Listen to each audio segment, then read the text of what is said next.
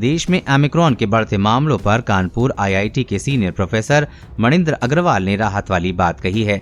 उन्होंने दावा किया है कि फरवरी में ओमिक्रॉन का पीक होगा, लेकिन मरीजों की संख्या न तो अधिक होगी और न ही मरीजों को हॉस्पिटल में भर्ती होना पड़ेगा। उन्होंने कहा कि फरवरी के बाद ओमिक्रॉन की लहर धीरे धीरे कम होने लगेगी। गणितीय मॉडल के आधार पर साउथ अफ्रीका में भारत की तुलना के बाद उन्होंने कहा कि दोनों देशों की स्थिति, पॉपुलेशन और नेचुरल इम्यूनिटी एक जैसी है।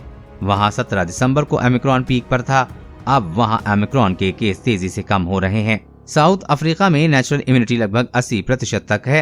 इसी को आधार बनाते हुए प्रोफेसर अग्रवाल ने कहा कि साउथ अफ्रीका की तरह ही इंडिया में भी ओमिक्रॉन के केस बढ़ेंगे, लेकिन ज्यादातर मरीजों को अस्पताल में भर्ती नहीं होना पड़ेगा।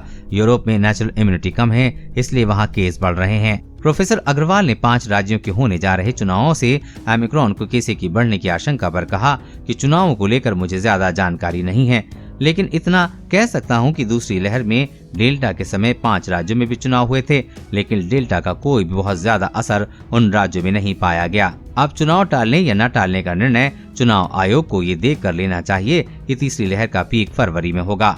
बता दें कि प्रोफेसर अग्रवाल की पहली और दूसरी लहर में की गई भविष्यवाणी काफी सटीक थी। अग्रवाल ने कोरोना की तीसरी लहर से बचने के लिए लोगों को घरों में नए साल का जश्न मनाने की सलाह दी है।